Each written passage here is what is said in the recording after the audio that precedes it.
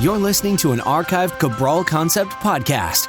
After listening to this show, check out the most up-to-date podcasts available at stephencabral.com/podcasts or search directly on iTunes.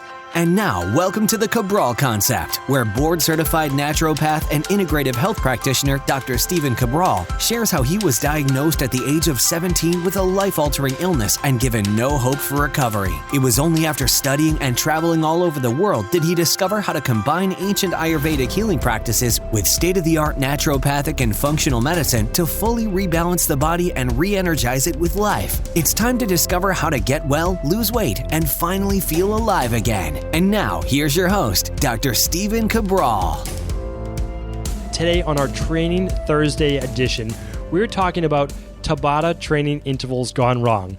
So one of the things that I like to look at is I like to keep an eye out when I'm exercising myself, whether it's at a gym or whether it's at another corporate-based facility where they have other people training, and I get to watch the workouts that are people doing. It really keeps me in touch because obviously inside of the two different practices that I have in Boston, one being body transformation, the other being a wellness center, that we're really controlled, right? So we're doing what works. We know what works. We've worked with 200,000 client sessions.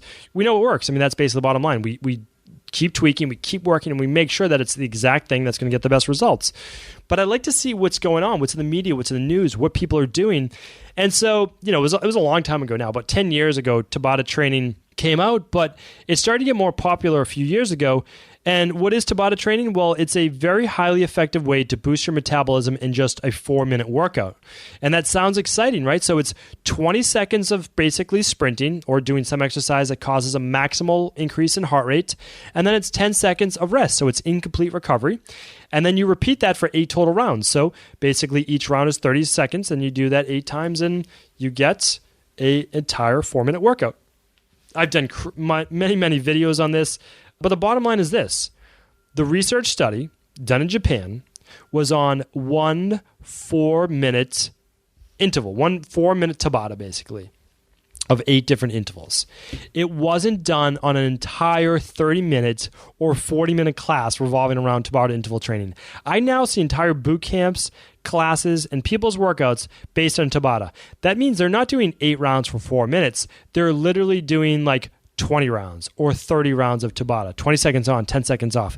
That is not how the Tabata was meant to be done. There's no research on that particular method, and it's no longer a Tabata because a Tabata is a max effort, borders on anaerobism, which means that your body has incomplete recovery so that it needs to start burning basically from a sugar level, lactic acid level, not from an aerobic level. And when you start to do it for longer than that period of time, your body can't keep up with that type of anaerobic threshold, and it moves to more of a group exercise class. So it's not interval training anymore. It's not, because you can't do max effort intervals. Like, keep in mind, the Tabata was created for max effort force, and that boosts the metabolism over a short period of time. But you can't do max effort for a half hour. It doesn't work that way. And so, at least in the US, and again, this goes for most of the world, we like to take a great concept and just take it to that next level. And when you take it to that next level, like a keto-based diet or like paleo or like any of those things, you ruin it. It's not intended to be that way. So people are ruining Tabata training. Tabata training is great to end a workout with, like a regular strength training workout or regular maybe steady state cardio workout, and then do it a Tabata at the end. But it's not meant to be an entire workout. And there are entire group exercise training, entire boot camps training around this Tabata principle, but it's not Tabatas. It's not. A Tabata is only a 4-minute workout with 8 total intervals. Basically, that's it, 8 total rounds. And so keep in mind that regular intervals, not a Tabata, is typically 20 seconds, 30 seconds, or 60 seconds of max effort force, meaning like a sprint or mountain climbers or something like that. And then you're resting typically 2 to 5 times that amount. So for example, we give people 20-40s.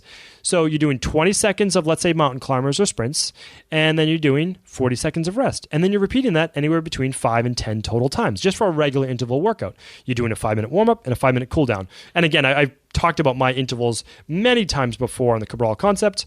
The last time that I probably talked about intervals Let's see if I can even find it in my notes. But if you look back, you'll see on the Friday reviews and the training Thursdays, the TTs, that you'll find out where my intervals are. But so that's the thing. Think about this. If you sprint for 60 seconds, you're not ready to go in another 60 seconds or even 2 minutes. You're going to need a couple minutes rest if it's a max effort. Remember, if you recover faster than that, it most likely wasn't all out max effort. And that's what it takes to boost your metabolism. So people do Tabatas to boost their metabolism. And if you want to boost your metabolism, you have to do max effort, which means that you can't do it for 30 minutes. Okay, so just trying to say the science does not support these longer Tabata workouts.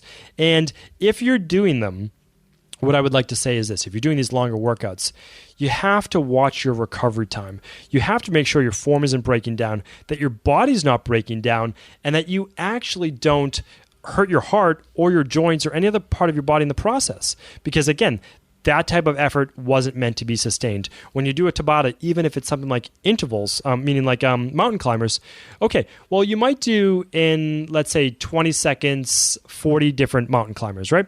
And so if you only do that times 8 rounds, 40 times 80 is 320, right? So 320 reps of a mountain climber. Great. But now what if you did 4 times that for a 16-minute? Again, a lot of people are doing double that. So now you're at 300, let's just do easier math, 300 times 4, you're at 1,200. And if you do a half-hour class, you're at 2,400 reps of something like mountain climbers. It's just too many repetitions. The body's going to break down. I hope this is starting to make sense. All I want you to do is think about this. If you're doing Tabata interval training, it's fantastic. But save it for the days where you only have 10 minutes to work out. Do a 5-minute warm-up and then do a 4-minute Tabata. That's a 10-minute workout day. And that's great. That's fantastic. That's how I've written about it before. That's how it's meant to be done. Or if you have more time to work out, well, do a 30-minute strength training program that gets your heart rate mildly elevated throughout it. And then also, then at the end, you can do a 4-minute Tabata workout. Or if you're just starting out, just do 2 minutes. That's okay as well. I have clients start with 4 rounds, then 6, and then 8. We just kind of work our way up.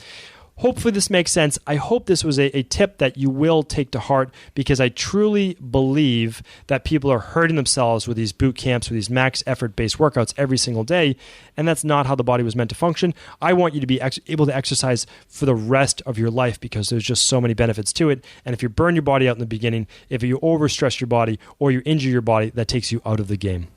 Thank you, everyone, for tuning in to another Cabral Concept. Did you know that the body really only becomes sick or imbalanced in only 2 ways? Over time, you become deficient in vital nutrients, and you also accumulate toxins internally and from the environment. As those nutrients diminish and you increase your total toxic load, your body then begins to show the first signs of dis-ease. It's actually quite predictable, and the good news is that if we know how you began to fill up that proverbial rain barrel, we also know how to empty it to begin the healing process. I was fortunate enough to learn this ancient healing process from my mentor after suffering from debilitating diseases for close to a decade. It was only when I began to implement these techniques did I finally overcome my illnesses and go on to live a life of energy and vitality that I now enjoy. I'd like to share with you now what I discovered after traveling all over the world and how to combine the best of ancient healing wisdom with state-of-the-art science. Allow me to teach you exactly how I've been able to help over 250,000 people to empty their rain barrel and begin to transform their body and lives into what they've always hoped they could be. To get your copy of the international bestseller, The Rain Barrel Effect, simply go to stephencabral.com/rainbarrel.